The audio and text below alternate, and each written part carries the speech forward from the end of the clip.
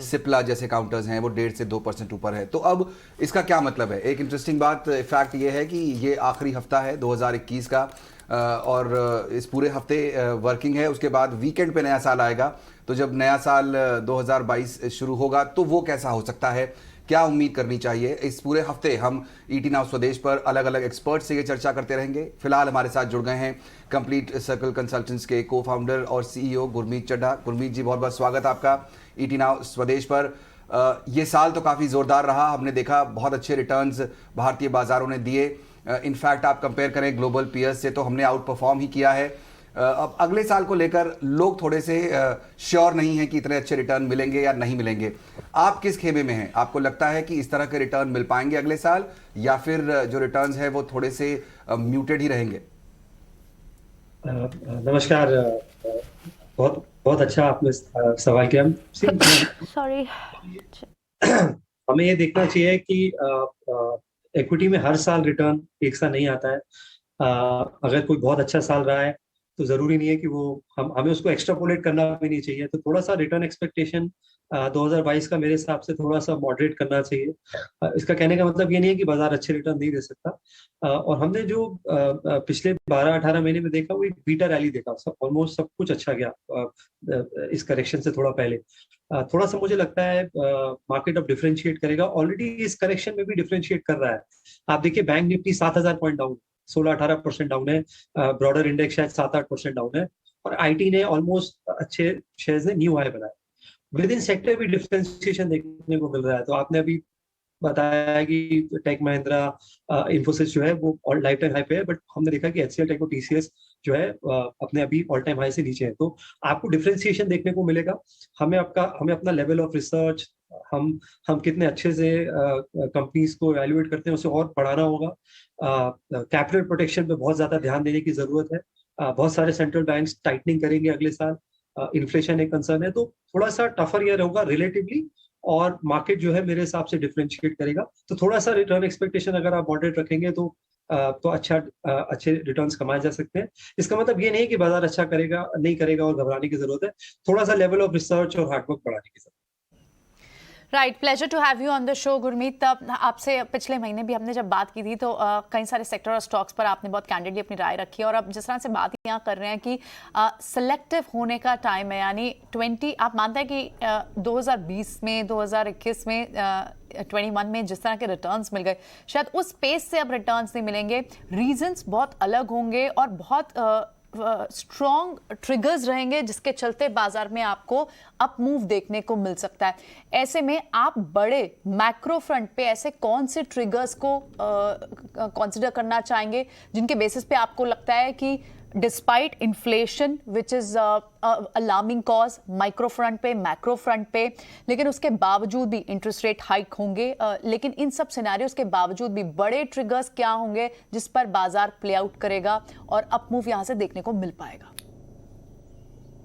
दो तीन बड़े कैटलिस्ट मैं बोलूंगा, ट्रिगर नहीं बोलूंगा। जो है एक जो हमें दिख रहा है वो क्लियर दिख रहा है, फाइनेंशियलाइजेशन ऑफ सेविंग्स का और रिटेल पार्टिसिपेशन का बढ़ना। आप देखिए लगभग एफआईआईज ने 1 लाख करोड़ की सेलिंग करी, लगभग $13 बिलियन के आसपास का सेलिंग है। ये काफी एग्रेसिव सेलिंग है पिछले 40 दिनों।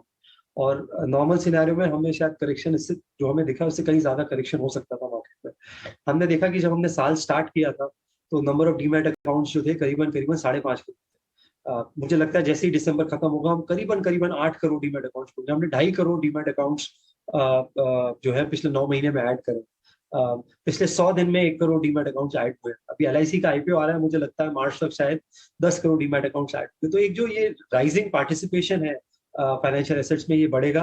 तो जो कंपनीज इससे बेनिफिट करती हैं, चाहे वो डिपॉजिटरीज हैं जैसे सीडीएसएल है, या आरटीएज है जैसे कैम्स है, एसेट मैनेजमेंट कंपनीज है, लाइफ इंश्योरेंस कंपनीज है, मुझे लगता है ये एक बड़ा लॉन्ग टर्म थीम है। इसे हमें साल दर साल नहीं देखना चाहिए, मेरे हिसाब से हमें ये लंबे समय में देखना चाहिए। दूसरा ट्रिगर जो मुझे दिख रहा है वो दिख रहा है टेक्नोलॉजी अडॉप्शन का। हमने अभी जो देखा है वो बहुत अर्ली स्टेज देखा है। मैं एक रिपोर्ट स्टडी कर रहा था एक फॉरेन ब्रोकरेज की, जिसमें बोला कि जो टेक स्पेंडिंग है जो 3% ऑफ सेल्स से अभी अराउंड 6% ऑफ सेल्स हो गई है। हम अभी भी अर्ली अडॉप्शन स्टेज पे है टेक्नोलॉजी की। ये मेरे हिसाब से मीडियम टर्म ट्रेंड है। हाँ, हालांकि कुछ शेयर्स आपको आज आईटी सर्विसेज में भी 40-50 पी मल्टीपल पे मिलते हैं, तो हमें ओवर पे नहीं करना है। बट जो आईटी सर्विसेज है, डिजिटल एडॉप्शन है, जिसमें क्लाउड है और बाकी सर्विसेज है, आई थिंक ये लंबा ट्रेंड, ये मीडियम टर्म ट्रेंड है जो कि प्ले आउट होगा 2022 में भी कंटिन्यू रहेगा। तीसरा, हमें गलतियां कम करनी है। I think 2022 would be a year, अगर हम अपनी मिस्टेक्स रिड्यूस कर सकते हैं, आई थिंक उससे बहुत फर्क पड़ेगा। ये हमें एक ट्रेंड होता है, जो लेटेस्ट बज़वर्ड क्या है, अगला एचडीएफसी बैंक क्या है, अगला इन्फोसिस क्या है, स्पेशलिटी केमिकल नई थीम है क्या, ईवी नई थीम। हमें लगता है हमें थोड़ा सा बॉटम अप फोकस करना चाहिए। जैसे मैंने बोला, बाजार अब डिफरेंशिएट करेगा, सेक्टर्स में भी करेगा, सेक्टर्स के अंदर भी करेगा। इंटरेस्टिंग। गुरमीत, हमेशा से मैं कहता हूँ आपकी मेरे को कंपनी का नाम बहुत पसंद है, कंप्लीट सर्कल्स, और आपका भी नाम बहुत पसंद है, गुरमीत, यानी कि जिसकी गुरुओं के साथ मीत मिली हो। आप बिल्कुल अच्छे से इस बात को मानते होंगे। अच्छा सर, एक चीज़ है, जितना हम स्टडी कर पा रहे हैं ना, उतना ये कि 2022 जो साल होगा, मैं आपके सामने 4 पॉइंट्स रखता हूँ, वो साइबर सिक्योरिटीज़ का साल होगा। आप बताते जाइएगा हाँ या ना। दूसरा, एथेनॉल का साल होगा, हाँ या ना। ई व्हीकल्स का साल होगा, हाँ या ना। चौथा होगा सरकारी कंपनी के विनिवेश का, हाँ या ना। इसमें से जिसमें आप नहीं हैं उसके बारे में मत बताइएगा, जिसके बारे में हैं उसके बारे में कंपनीज बता दीजिएगा। सेक्टर समझ में आ गया आपसे। आपने अच्छा पूछा। साइबर सिक्योरिटी को लेके मैं काफी पॉजिटिव हूँ। इंडिया में pure play cyber security listing नहीं, मैं प्योर प्ले बोल रहा हूँ, कुछ सूडो प्लेस हैं।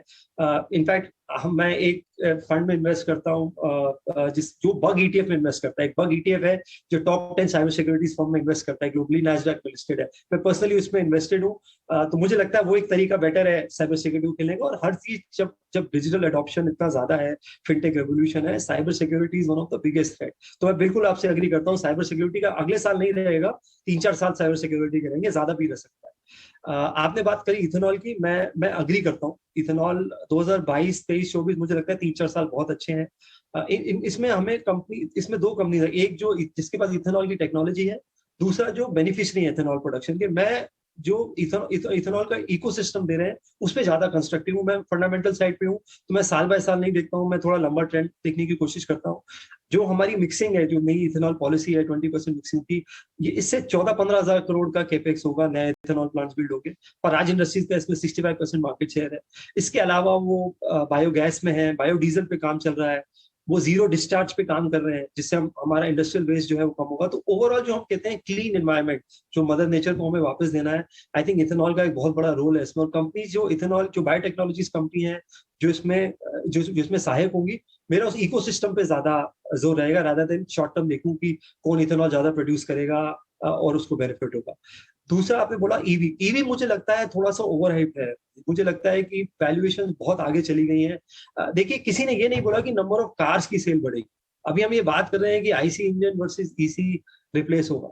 जब तक ब्रॉडर ट्रेजेक्टरी नहीं बढ़ेगी इंडस्ट्री की, क्लियर विनर नहीं आएगा, अभी कहना थोड़ा मुश्किल है। इस इकोसिस्टम को आप प्ले कर सकते हैं, बट थोड़ा सिलेक्टिवली प्ले करना पड़ेगा। मुझे लगता है थोड़ा हाइप ज्यादा हो गया है, और जो भी ईवी इकोसिस्टम है उनका वैल्यूएशन बहुत ऊपर चले गए हैं। तो आपको ये ध्यान रखना है कि आप उसमें ओवर पे ना करें। चौथा आपने बोला, मैं सॉरी भूल गया, चौथा आपने एक और चीज बोली थी, मेरे दिमाग से चला गया। सरकारी कंपनियों का विनिवेश, पीएसयू डिसइन्वेस्टमेंट। तो मेरा ये मानना है कि सिलेक्टिवली पीएसयू बहुत अच्छा करेंगे।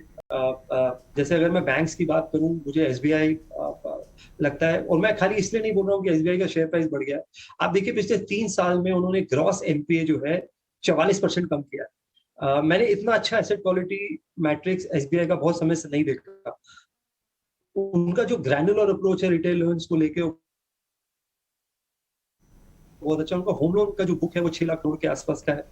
आप उनके डिजिटल इनिशिएटिव्स देखिए, योनो ऐप देखिए, आप उनका जो उन्होंने गाइडेंस दिया था रिस्ट्रक्चरिंग का क्रेडिट कॉस्ट का, वो कुछ प्राइवेट बैंक से भी बेहतर। तो एसेट क्वालिटी मैट्रिक्स में हमें चेंज देखने को मिल रहा है। क्रेडिट ग्रोथ अगर आप देखेंगे तो इंडस्ट्री को बीट कर रहा है। इनफैक्ट अगर आप देखेंगे पिछले 5 सालों में एक ही सरकारी बैंक जिसने मार्केट शेयर नहीं लूज किया है डिपॉजिट्स में, लाइबिलिटीज में और एसेट साइड में, वो सिर्फ एसबीआई है। इसके अलावा आप उनकी सब्सिडीज देखिए, एसबीआई लाइफ देखिए, एसबीआई म्यूचुअल फंड का हिस्सा लिस्टिंग होगा, एसबीआई कार्ड देखिए, हर सब्सिडरी अपने सेक्टर में टॉप 2-3 में है। तो ये बाय चांस नेक्स्ट में आप एसबीआई देख सकते हैं। कुछ अच्छे प्लेटफॉर्म पे भी हैं। थोड़ा सा हमें रैशनैलिटी देखने को मिली, तो कुछ सिलेक्टेड प्लेस आप देखने को मिलेंगे। ब्रॉड बेस बोलना कि सारे पीएसयू अच्छा करेंगे, मेरे हिसाब से थोड़ी जल्दबाजी होगी। बट मैं ये मानता हूं कि टोटल पीएसयूज का अगर आप मार्केट कैप देखेंगे तो 15-16 लाख करोड़ मेरे हिसाब से कहीं ज्यादा डिजर्व करता है, कंसिडरिंग कि कई जगह ये लगभग मोनोपोली है और इसेंशियल सेक्टर्स हैं जिसमें ये ऑपरेट करते हैं। राइट बिल्कुल गुरमीत, लेकिन एक बार एक इन्वेस्टर के माइंडसेट से सोचे ना तो उन्हें लगता है कि शायद बड़े बैंक या फिर बड़ा कोई काउंटर जो मल्टी बैगर हो जाए, फॉर एग्जांपल बजाज फाइनेंस या फिर इन्फोसिस जैसा कोई काउंटर, ऐसे स्टॉक्स को ढूंढने में कोशिश होती है लोगों की कि एक ऐसा मल्टी बैगर मिल जाए जो ओवर द ईयर्स हमें 100 फोल्ड्स और 10 टाइम्स और 20 टाइम्स हमें रिटर्न दे दे। लेकिन अगर ऐसी सोच के साथ किसी को स्टॉक्स चूज करना हो तो आप कौन से स्टॉक्स ऐसे सेलेक्ट करवाना चाहेंगे? या स्टैंड अलोन बिजनेस पे आपकी तवज्जो ज़्यादा होगा, you'll focus more on stand alone business हो, मेन्यू प्रोडक्ट की या फिर कंपनी की अपनी एक मोनोपोली हो, कॉर्पोरेट गवर्नेंस अच्छी हो, ऐसी अगर आपकी नज़र में एक सेक्टर या कोई पर्टिकुलर एरिया जिस पर आपकी रिसर्च चल रही हो? जैसा कि मैंने बोला, मुझे मल्टी बैगर्स आइडेंटिफाई करने ज्यादा मल्टी बैगर्स हो जाते हैं जब आप एक डिसिप्लिन प्रोसेस फॉलो करते हैं। पहले से नहीं पता होता है कि ये स्टॉक मल्टी बैगर होने वाला है, ये पता लग जाए तो बहुत अच्छा हो। तो आपको जैसे मैंने बोला, एक अगर आप डिसिप्लिन प्रोसेस फॉलो करेंगे, और हमारी एक आदत होती है जिसे हम बोलते हैं selling winners too early and holding on to losers for too long. मैं ये एक सिंड्रोम है जिसे हमें अवॉइड करना है। हम नियर टर्म गेन देख के या नियर टर्म मूवमेंट देख के प्राइस का डाउन साइड पे दोनों तरफ बहुत जल्दी विचलित होते हैं, ये हमें अवॉइड करना है। कुछ थीम्स जो मुझे अच्छी लग रही हैं, जैसे मैंने आपको बोला, मुझे लगता है कि एनर्जी में इंडिया एक बहुत बड़ा प्लेयर, क्लीन एनर्जी जो है एक बहुत बड़ा ट्रांजिशन है जो कि प्ले आउट होगा। और ये इसमें बहुत सारे पार्ट्स हैं, इसमें ईवी है, इसमें हाइड्रोजन है, इसमें इथेनॉल है जैसे मैंने अभी आपसे बात की, इसमें सोलार और विंड एनर्जी वगैरह प्लेयर्स हैं। तो ये बहुत बड़ा इकोसिस्टम है। तो मैं एक एनर्जी बास्केट रिकमेंड करूंगा जिसमें आप इथेनॉल के लिए पराज देख सकते हैं, आप टाटा पावर देख सकते हैं जो एक इंटीग्रेटेड पावर कंपनी है, जो ईपीसी सोलर में, ईवी चार्जिंग सिस्टम में भी है। आप बहुत सारी कंपनी देख सकते हैं जो बैटरी को लेके और ईवी सिस्टम को लेके रॉ मटेरियल्स प्रोड्यूस कर सकते हैं। तो आपको ये इकोसिस्टम करना पड़ेगा, और आपको अभी नहीं पता है कौन सा थीम इसमें बड़ा हो जाएगा, but energy as a basket मेरे हिसाब से इसमें सिग्निफिकेंट ट्रांजिशन होगा। सेकंड, जैसे मैंने आपको बोला, फाइनेंशियलाइजेशन ऑफ सेविंग, मुझे लगता है ये सबसे बड़ी थीम होगी इस डेकेड की। ये बड़ी अंडररेटेड थीम है, ये सबसे बड़ी थीम होगी। आप देखिए एलआईसी का आईपीओ होने वाला है, एलआईसी की 30 करोड़ पॉलिसीज एक्टिव है, 28-29 करोड़ यूनिक इन्वेस्टर्स हैं। हमारे टोटल डीमैट अभी 8 करोड़ भी नहीं हुए। तो मुझे लगता है कि जो फाइनेंशियलाइजेशन ऑफ सेविंग है, ये बहुत बड़ा थीम है। इसमें आपके डिपॉजिट होल्डर्स आज उस जगह है जहां प्राइवेट बैंक थे 8 साल पहले। तो ये एक सेकंड थीम है। तीसरा, टेक्नोलॉजी में मुझे लगता है कि बहुत लंबा रास्ता तय करना है। हमारी सबसे बड़ी कंपनी भी आज $200 बिलियन की है, और आप ग्लोबली देखिए कम से कम 3 से 4 कंपनी है जो $2 या $3 ट्रिलियन क्लब में है। तो मेरे हिसाब से इंडिया में आपको बहुत सारी टेक कंपनीज दिखेंगी जो $500-1 ट्रिलियन क्लब में एंटर करेंगी। लेकिन फोकस ये होना चाहिए कि आप कंसिस्टेंटली रिटर्न बनाए, रादर देन ये देखें कि मैं ये मल्टीपैगर ले लूं जो 10-20x। करेक्ट। गुरमीत, एक सवाल मैं आपसे जानना चाहूँगा जो अब हमारी लाइफ का एक पार्ट बन गया है, और वो है कोविड। पिछले 1-1.5 साल में हमने देखा कि काफ़ी परेशानियां झेली गई, आम लोगों ने झेली। उसके बाद जाहिर तौर पर इकोनॉमी पर उसका इफेक्ट पड़ा, और फिर इवेंचुअली मार्केट पर भी हमने असर आते हुए देखा। अब ये एक तरह से हम मान के चल रहे हैं कि अभी भले ही जो नए नए वेरिएंट आ रहे हैं उनसे बहुत ज़्यादा शायद घबराने की हमें ज़रूरत नहीं है, लेकिन कोविड अभी रहने वाला है अगले कुछ समय तक, 1-2 साल तक। ऐसा नहीं कि आप एक्सपेक्ट कर सकते कि सडनली ओवरनाइट सब खत्म हो जाएगा। जाहिर तौर पर एक स्पेस इससे फोकस में आती है, वो है फार्मा स्पेस। आपको लगता है कि जो कंपनियां भले वो मेडिसिन बनाती हैं या डायग्नोस्टिक के बिजनेस में हैं, उन पर कहीं ना कहीं फोकस किया जा सकता है as a share market participant, वो आपके पोर्टफोलियो का हिस्सा हो सकता है? बिल्कुल हो सकता है। और अगर आप देखेंगे, आपने बहुत अच्छा पॉइंट बोला, निफ्टी फार्मा अगर आप देखेंगे उसका टोटल मार्केट कैप जो है वो आज एचडीएफसी बैंक के मार्केट कैप के बराबर है। इसमें निफ्टी में शायद फार्मा का वेटेज 6%। अगर आप ग्लोबली देखेंगे किसी भी डेवलप्ड मार्केट में ये वेटेज 12 से 14% है, चाहे वो यूएस है चाहे वो चाइना है। तो फार्मा में कई सेगमेंट्स हैं जैसा आपने हाईलाइट किया। एक जेनरिक्स है जिसमें आप broader export play US play करते हैं। एक ब्रांडेड जेनरिक्स है जहां जिसमें आप डोमेस्टिक और ब्रांडेड फॉर्मुलेशन पे फोकस करते हैं। तीसरा एपीआई और क्रैम्स है, और चौथा डायग्नोस्टिक्स है। Broadly 4 category. मैं एपीआई, क्रैम्स और डायग्नोस्टिक्स पे काफी कंस्ट्रक्टिव हूँ। अगर आप देखिए फार्मा आउटसोर्सिंग मार्केट जो है वो बहुत बड़ा मार्केट है, इसमें चाइना का 80% प्लस मार्केट शेयर है। वर्ल्ड ओवर आप कंपनीज देखेंगे वो $5 से $6 बिलियन है एपीआई क्रैम्स स्पेस में। हमारी सबसे बड़ी कंपनी जो डिवीज लेबोरेटरी है वो $350-400 बिलियन। तो द साइज ऑफ अपॉर्चुनिटी बहुत बड़ी है। आज डिवीज 30 मॉलिक्यूल्स का कॉन्सेंट्रेटेड एपीआई पोर्टफोलियो है।